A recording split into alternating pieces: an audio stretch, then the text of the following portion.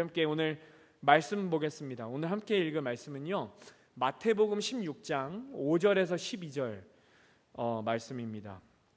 마태복음 16장 5절에서 12절 말씀인데, 제가 한 절, 여러분이 한 절 이렇게 읽고 싶습니다. 이렇게 교독해서 오늘 말씀 함께 보겠습니다.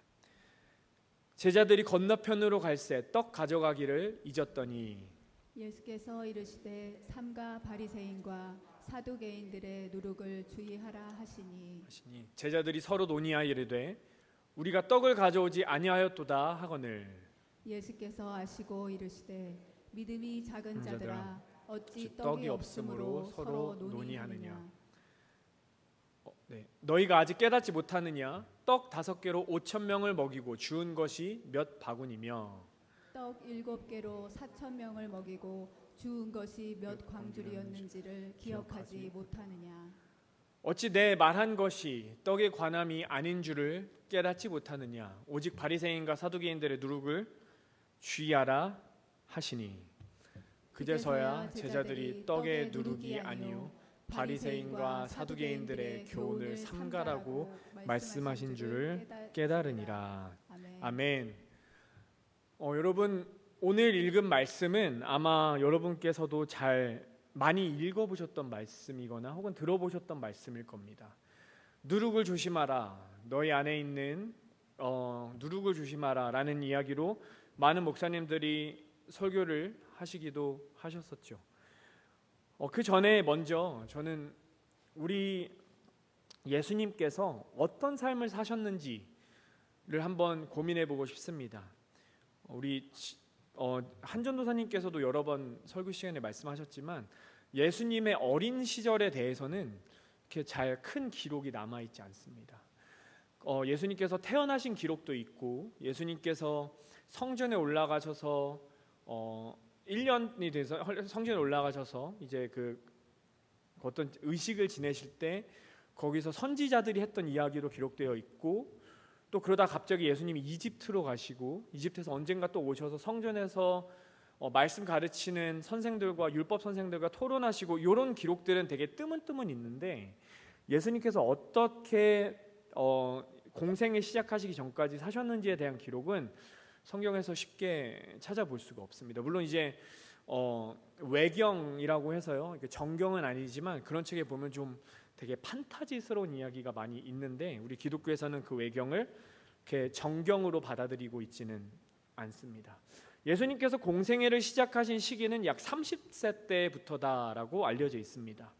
이제 세례 요한에게 세례를 받으시고요, 그 다음에 바로 40일간 광야에 가셔서 금식도 하시고요, 그 다음에는 거기서 시험도 당하셨죠. 그리고 12제자를 부르셨습니다. 그러고 나서는 주님께서 여러 가지 사역을 시작하셨습니다.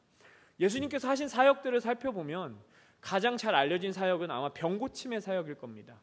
못 보던 자를 보게 하시고, 듣지 못하던 자를 듣게 하시고, 말하지 못한 자들을 말하게 하셨던 그런 기록도 찾아볼 수 있고, 이렇게 나병을 고치시기도 하셨고, 귀신을 쫓아내시기도 하셨고요, 심지어는 죽은 자를 살려내시기도 하셨던 기록을 우리는 성경에서 쉽게 찾아볼 수 있습니다. 그 중에서도 가장 잘 알려진 기적은요, 아마 오병이어의 기적일 겁니다. 오병이어가 왜 이렇게 많이 알려져 있을까?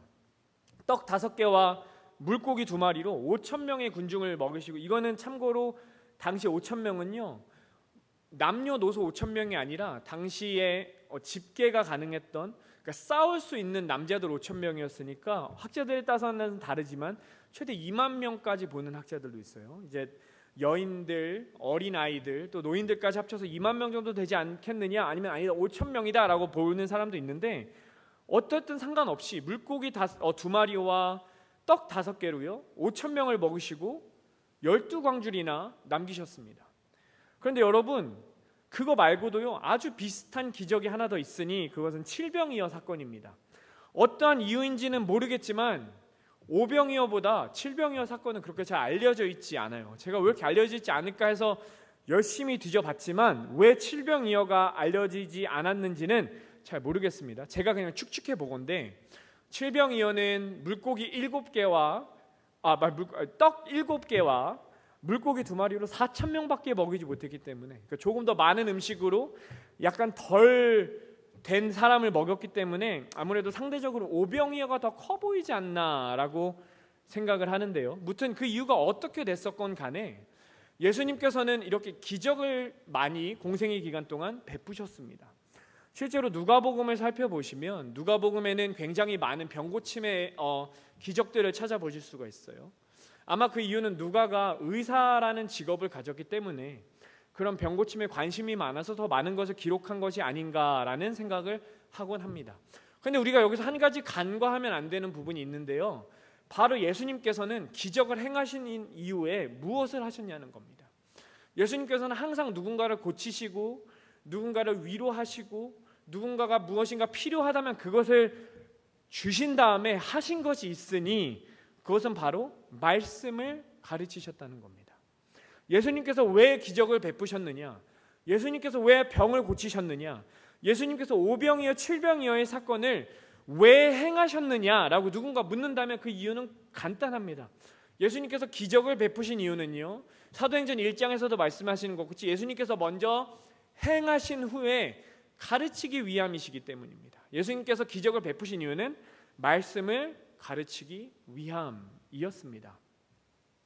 이것을 다시 말씀드리면 예수님의 사역은 크게 2단계로 볼 수 있습니다. 첫 번째는 그들의 필요를 채워주시고 두 번째는 말씀을 가르치셨다라는 겁니다. 그럼 여러분께 다시 여쭙겠습니다. 오병이어와 칠병이어의 사건을 행하신 이유는 무엇일까요? 말씀을 가르치기 위함이겠죠. 그런데요, 오병이어와 칠병이어의 사건을 우리가 이렇게 많이 읽고 이렇게 생각해 보지만 그 오병이어와 칠병이어를 통해서 예수님께서 우리에게 무엇을 말씀해 주시고 싶으신가에 대해서 고민한 적은 크게 없는 것 같습니다. 이것을 파악하기 위해서 조금 지루할 수 있겠지만 오병이어와 칠병이어가 사복음서 내에 어떤 문맥상에 위치하느냐를 알아볼 필요가 있습니다. 마태복음과 마가복음에만 칠병이어가 등장하는데 이제 이 오병이어부터 칠병이어까지를 이제 어떤 사건이 있었는지를 제가 쭉 한번 말씀드릴게요. 처음에 세례 요한이 헤롯에 의해서 죽임당합니다. 그리고 나서 예수님께서 가르치시다가 그들이 배고파서 오병이어의 기적을 베푸세요. 오병이어의 기적을 베푸시자마자 예수님이 뭐 하시냐면 바로 떠나십니다. 바다를 건너세요. 그러다가 바다 위를 걸으십니다. 그러더니 게네사렛이라는 동네에 도착하셔서 병자들을 고치시고요. 근데 병자들을 고치신 다음에 무슨 일이 있었느냐? 바리새인들과 서기관들이 찾아와서 예수님, 당신의 제자들이 손을 씻지 않고 빵을 먹는데 그것은 전통에 위배되는 것입니다. 당신 제자 교육 똑바로 안 시키십니까? 라고 지적합니다. 그러고 나서 예수님께서는 가나안 여인의 딸을 고치시고요. 그 다음에 또 많은 병자들을 고치시고 3일에서 4일 동안을 함께 하시다가 그 다음에 칠병이어 사건이 일어납니다. 칠병이어 사건이 일어난 뒤에 무슨 일이 있었느냐? 오늘 우리가 읽은 본문입니다. 바리새인과 사두개인들이 예수님께 찾아와서 표적을 구합니다. 그런데 예수님께서는 내가 너희한테 보여줄 표적이 더 이상 없다라고 말씀하시고요. 길을 떠나십니다. 그리고 나서 갑자기 누룩에 대해서 조심하라라고 경고하십니다. 마가복음에서도 이 순서가 비슷한 순서로 진행이 되는데요. 여기서 제가 집중하고 싶은 것은 오병이어와 칠병이어 사건 이후에 항상 반복되었던 일이 있으니 그것은 바로 바리새인과 사두개인들과 서기관들이 예수님께 찾아와서 표적을 구했다라는 것입니다. 표적은요, 영어로 sign이라 그래서 구약 시대에서 특히 유대인의 문화에서는 굉장히 중요한 역할을 했었어요. 어떤 역할을 하였느냐? 먼저 모세의 예를 들어보겠습니다. 모세는요, 갑자기 자기가 하나님이 나를 보내셨다라면서 이집트의 왕 파라오와 히브리인들에게 나타나요. 사람들이 말합니다. 네가 어떻게 하나님이 보낸 것을 증명하겠느냐 그랬더니 본인이 문둥병 걸렸던 손을 보여주었고요. 지팡이를 던져 뱀이 되게 하였고요. 10가지 재앙으로 10가지 재앙을 이집트 전국에 내렸습니다. 또 한 가지는요, 선지자들도요, 표적을 통해서 그들이 하나님께로부터 부름받았다는 것을 증명하였습니다.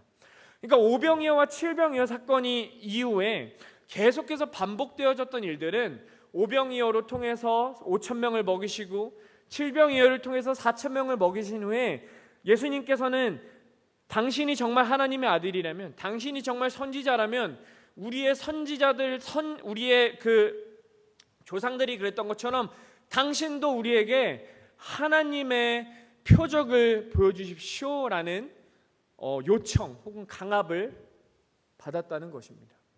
그런데 거기서 안타까운 것은요, 예수님께서는 그런 바리새인들과 사두개인들의 물음을 들으시고요, 굉장히 마음 아파하시고 분노하십니다.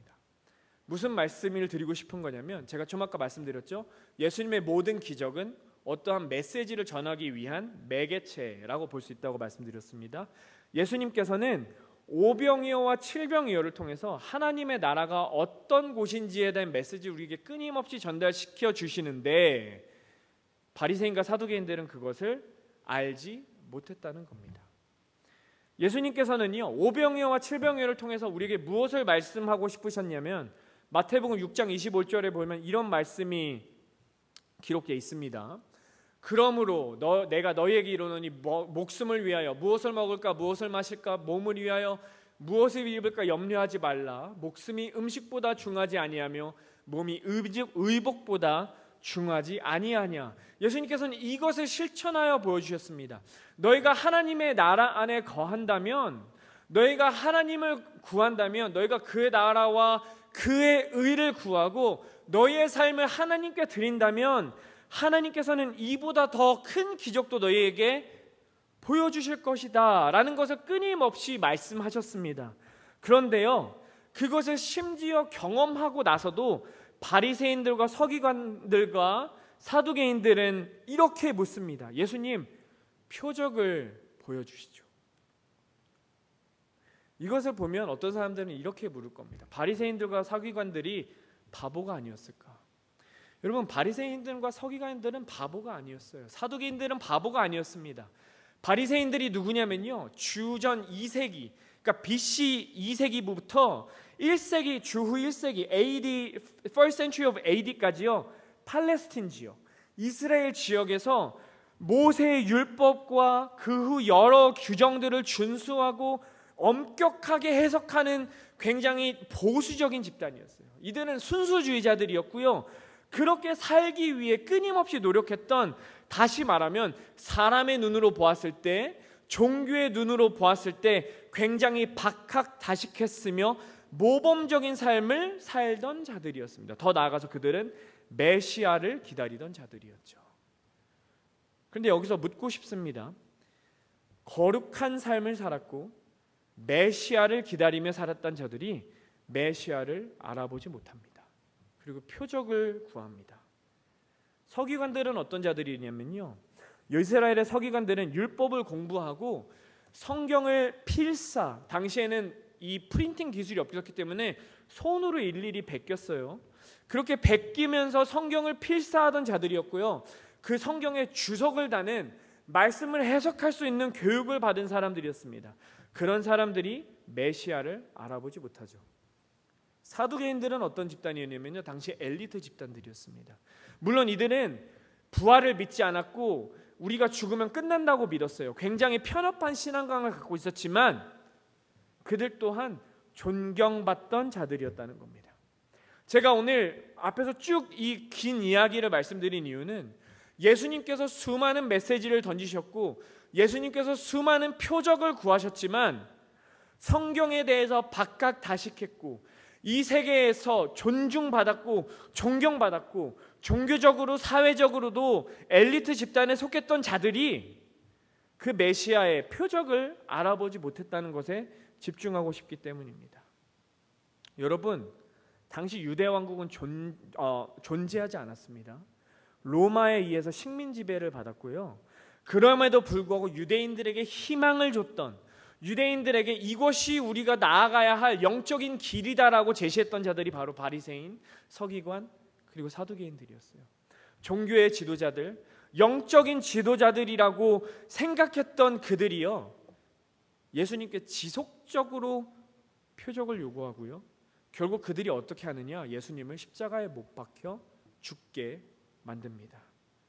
여러분, 우리가 오병이어와 칠병이어를 베푸신 하나님의 넓고 크신 엄청나신 은혜와 능력에 아멘하였다면요, 우리는 경계해야 될 것이 있으니 바로 이 바리새인들, 서기관들, 사두개인들처럼 그 메시지를 똑바로 이해하지 못하는 것을 경계해야 합니다. 오늘 그 말씀을 여러분과 함께 나누고 싶어요. 특별히 여러분 너무나 잘 아시듯이 겉으로 보이는 것과 속이 다를 수 있다라는 것을 주제로 오늘 좀 이 말씀에 대해서 함께 생각해 보고 싶습니다. 첫 번째입니다. 누룩은 우리를 서서히 좀먹습니다. 그래서 누룩으로 부풀려진 것이 내가 아니라는 것을 알아야 한다는 겁니다. 제가 5절, 여러분이 6절 이렇게 한 절씩 교독하면서 오늘 본문 한번 다시 읽어보겠습니다. 제자들이 건너편으로 갈새 떡 가져가기를 잊었더니 예수께서 이르시되 삼가 바리새인과 사두개인들의 누룩을 주의하라 하시니. 아멘. 예수님께서는 지금 4,000명을 먹이셨습니다. 그리고 제자들과 함께 길을 떠나시는데 여기서 문제가 생깁니다. 제자들이 음식을 깜빡하고 챙겨오지 않았어요.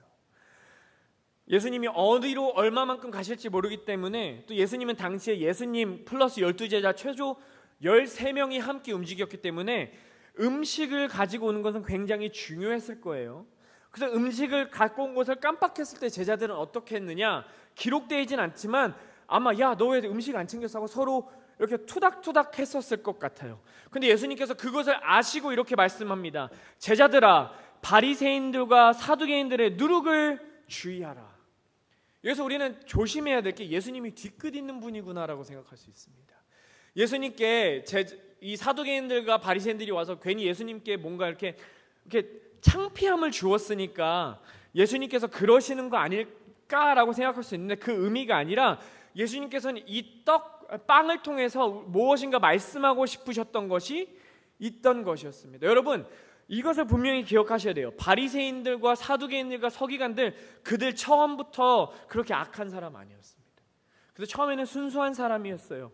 우리가 말씀으로 돌아가자, 율법으로 돌아가자, 말씀에 쓰여진 대로 살아가자라고 했던 것이 바리새파 운동의 시작이었습니다. 당시에는요, 율법이 희미해졌고 말씀이 희미해졌던 시기였어요. 히브리어가 죽어가서 사람들이 히브리어로 성경을 읽지 못했습니다. 그래서 70인 역으로 그 히브리어 성경을 헬라어로 번역하는 일도 있었습니다.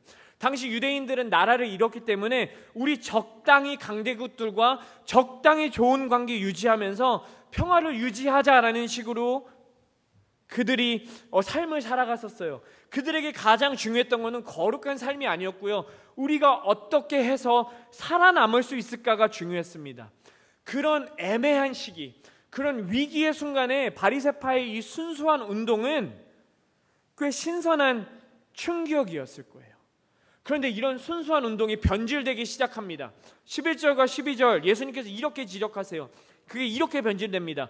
어찌 내 말한 것이 떡에 관함이 아닌 줄을 깨닫지 못하느냐. 오직 바리새인과 사두개인들의 누룩을 주의하라 하시니 그제서야 제자들이 떡의 누룩이 아니요 바리새인들과 사두개인들의 교훈을 삼가라고 말씀하신 줄을 깨달으니라.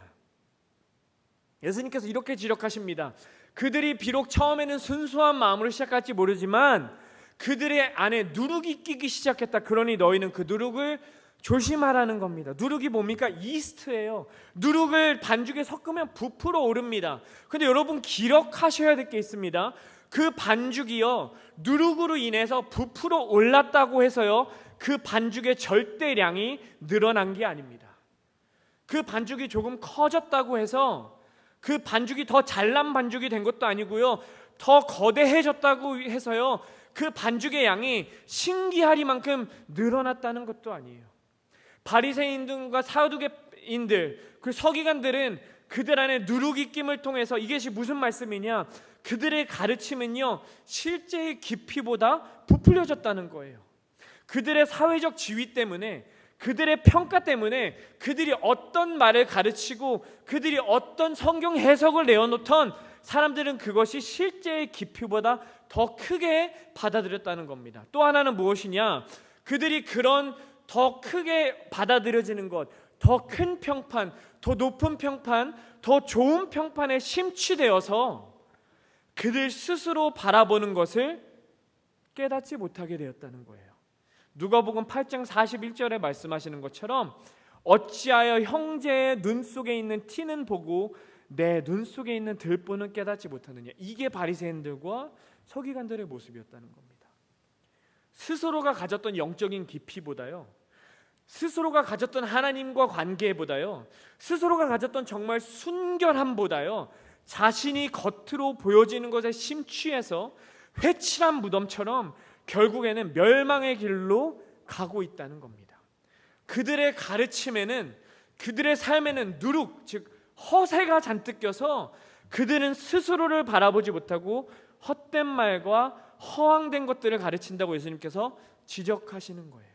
그럼 그 누룩은 무엇일까요? 도대체 무엇이 그들의 눈을 가린 걸까요? 너무나 간단합니다.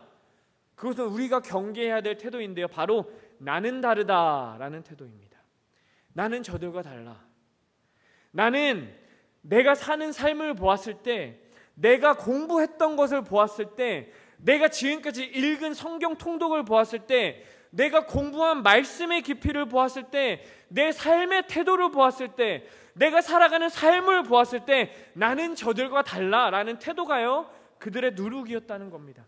여러분 혹시 이런 마음이 있으시다면 그 누룩을 제하셔야 한다는 겁니다. 왜냐하면 그 생각, 나는 달라, 나는 저들과 달라라는 그 태도가 우리의 눈을 서서히 멀게 만든다는 것입니다.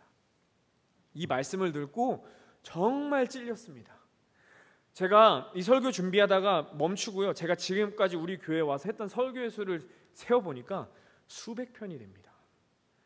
정말 너무나 감사했어요. 부교육자로서 할 수 있을 양의 설교를 초월할 만큼 너무나 많은 설교를 할 수 있는 기회가 주어져서 다시 한번 감사드립니다. 그런데 그렇게 설교의 숫자를 세어보고 제가 했던 설교, 무슨 말을 했는지, 어떤 설교를 했는지 다 기억이 나지 않을 정도 양의 설교를 했던 그것들을 바라보고 오늘 말씀을 준비하면서요, 제 마음에 큰 짐이 느껴졌습니다. 왜냐하면 제가 어떤 마음이 들었냐면요, 제가 오늘 만약에 죽어서 천국에 가거나 제가 오늘 당장 예수님이 오늘 밤에 오셔서 심판의 날에 선다면요, 주님께서는 제가 얼마나 많은 설교를 했고 제가 얼마나 다양한 설교를 했는지 물으실 것이 아니라 예수님께서는 오늘 이 바리새인들과 서기관들, 사두개인들을 보셨던 것처럼 너의 삶은 설교한 대로 살았는지에 가지고 저를 심판하실 것이라는 두려움이 들었기 때문입니다. 이 생각이 드는 순간 되게 도망가고 싶었습니다. 여러분, 되게 부끄러운 이야기, 또 부끄러운 이야기입니다. 부끄러운 이야기 드리자면 제가 좀 되게 힘들었던 시기가 있었어요. 어느 정도로 힘들었었냐면 이제서야 이게 지금은 괜찮아져서 말씀드릴 수 있는데 이제 교회 문을 여는 것 자체가 두려웠던 시기가 있었습니다. 한 번은 영어 설교를 하려고 이 강단에 딱 섰는데 앞이 하얘지고요, 숨이 안 쉬어지는 거예요. 도망가고 싶었어요. 한 번은 파킹장에 이제 주일이 돼서 차를 대고 교회 문을 열려고 이제 딱 하는데 이 교회 문을 못 열겠는 겁니다. 이 문을 열면 나 죽을 것 같다는 이 압박감이 막 들어왔었어요. 어느 순간에는 사랑하는 교인분들 얼굴을 보고 우리 너무 사랑스러운 유스학생들을 보는데 아이들이 제게 다가와서 막 말을 거는데 그 얼굴이 저를 비웃는 얼굴처럼 보였습니다. 이유는 모르겠습니다. 왜 그랬는지. 근데 오늘 말씀을 준비하면서 주님께서 제게 그 모습들을 떠오르게 하셨어요. 그래서 어떤 마음이 들었냐면, 네가 오늘 서 있는 그곳은 너의 힘으로 서 있는 것이 아니다. 내가 해야 할 것은 사람들을 사랑하는 것이다 라는 마음을 주셨습니다. 저는 이 마음이 하나님께로부터 왔음을 믿습니다. 이 말씀을 제가 나누는 이유가 있습니다. 우리가요, 어느 순간부터 내가 했다, 내가 이루었다, 내가 이 시기를 만들어낸 거다라는 생각이 들 때부터요, 우리 안에는 누룩이 끼기 시작한 겁니다. 왜냐면요, 모든 영광을 하나님께 돌리는 것이 아니라 어느 순간 내가 이룬 성취가 내 것이 되고 하나님께서 주신 은사가 내 것이 되고 하나님께서 허락하신 나의 영역이 내 것이 된다면 그게 바로 누룩이라는 겁니다. 안수식을 통해서 너무 많은 사랑을 받고 너무 감사했고 너무 감사했어요. 그래서 너무 많이 울었어요. 제가 친구들이 놀렸어요. 신학교 친구들이 야, 창피하게 이렇게 우냐 놀릴 정도로 너무 감사했습니다. 그런데 그 안수식이 끝나고 집에 들어가서 그날 꿈을 꿨는데 어떤 꿈을 꿨냐면요, 그러니까 물론 여러분이 그러셨을 거라는 게 아니에요. 막 저한테 막 환호를 했던 그 환호가 어느 순간 저를 공격하는 칼로 변해 있었습니다. 그러면서 어떤 생각이 들었냐면, 이것이 내가 받기에 당연한 것이다라고 느낀다면 결국 나는 이것 때문에 망하겠구나라는 하나님의 경고를 저는 받아들이게 되었어요. 그러면서 제가 어떤 마음이 들었느냐면요, 여러분께 꼭 이 말씀을 감히 드리고 싶었습니다. 여러분, 혹시 여러분께서 내가 이제는 평안하다라고 느끼는 순간이 있으시다면 그때부터 감히 제가 말씀드리고 싶습니다. 경계하시기 바랍니다.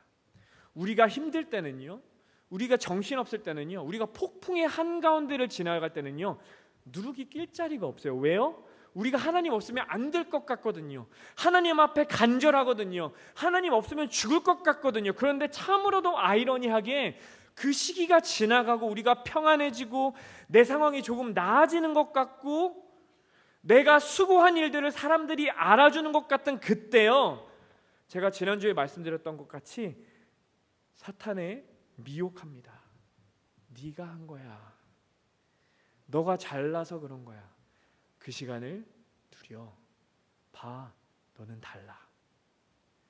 그런 누룩이 끼는 것을 경계하시기 바랍니다. 여러분, 오늘 우리가 이 자리에 서 있을 수 있는 것은요, 오늘 이 수요일 날도 우리가 아무런 아픔 없이 건강한 모습으로 이 수예배에 나올 수 있는 것은요, 물론 여러분께서 좋은 음식 건강 관리하셔서도 있지만 하나님께서 허락하신 것임을 기억하시기 바랍니다. 만약 우리가 그렇다면 어떤 순간도 감사할 수 있습니다. 여러분, 내가 이만큼 했는데 나는 저들과 달라라는 누룩을 경계하시길 축복합니다. 그렇다면 우리는 누룩을 어떻게 경계할 수 있을까요? 그 대답은요, 너무나 간단하지만 한 번 더 강조해서 말씀드리고 싶습니다. 바로 우리의 시선을 주님께로부터 놓치지 않는 것입니다. 7절부터 11절, 제가 한 절 여러분이 한 절, 그리고 마지막 11절은 같이 해서 교독하여 읽어볼게요. 제자들이 서로 논의하여 이르되 우리가 떡을 가져오지 아니하였도다 하거늘 예수께서 아시고 이르시되 믿음이 작은 자들아 어찌 떡이 없으므로 서로 논의하느냐. 너희가 아직도 깨닫지 못하느냐. 떡 5개로 5,000명을 먹이고 주운 것이 몇 바구니며 떡 7개로 4,000명을 먹이고 주운 것이 몇 광주리였는지를 기억하지 못하느냐. 우리 함께 읽겠습니다. 어찌 내 말한 것이 떡에 관함이 아닌 줄을 깨닫지 못하느냐. 오직 바리새인과 사두개인들의 누룩을 주의하라 하시니. 예수님께서는 답답해하세요. 내가 떡 5개와 물고기 2개로 5,000명을 먹이는 거 니네 보지 않았느냐. 떡 7개와 물고기 2개를 가지고 너희들 먹이지 않았느냐. 너희가 지금까지 나를 따라오면서 배고팠던 적이 있느냐. 먹을 것이 없던 적이 있었느냐.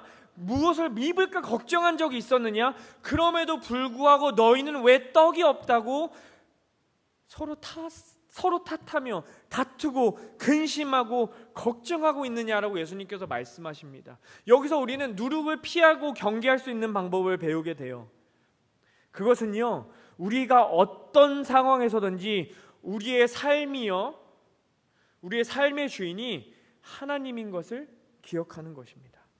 내가 나의 습관, 내가 받아온 교육, 나의 문화, 나의 관습으로 살아간다면요, 조금 아까 말씀드렸던 듯이 누룩이 끼기 시작합니다. 세상의 관점으로 세상을 바라보면 우리는 절대 이 누룩에서 자유로울 수 없습니다. 왜냐하면 세상은 늘 비교합니다. 세상은 늘 이기라고 말하고요, 세상은 늘 우리에게 이런 평가의 기준을 제시합니다. 눈으로 보이는 것, 눈에 보이는 행동들, 이룬 성취들, 그것을 통해서 내가 더 잘났고 내가 이겼고 내가 더 많이 가졌고를 통해서 성취감을 얻게 합니다. 그러나 주님께서는 이렇게 말씀하세요. 너희가 나를 바라보면 너희가 걱정할 것은 그런 문제가 아니다라는 겁니다. 무엇을 마실까? 무엇을 입을까? 무엇을 먹을까에 대한 걱정이 아니라 우리가 해야 되는 걱정들은요, 우리가 어떻게 예수님처럼 더 사랑할까? 우리가 저들을 어떻게 품을까에 대한 생각이라는 것입니다. 여러분, 제가 얼마 전에 여러분과 이런 말씀을 나누었던 것 같아요. 히브리서 12장 1절에서 2절 말씀인데요. 한 번 더 그 말씀을 좀 나누고 싶습니다. 12장 1절에서 1절 이렇게 고백해요. 이러므로 우리에게 구름같이 둘러싼 허다한 증인들이 있으니 모든 무거운 것과 얽매이기 쉬운 죄를 벗어버리고 인내로서 우리 앞에 당한 경주를 하며 믿음의 주여 또 온전케 하시는 이인 예수를 바라보자.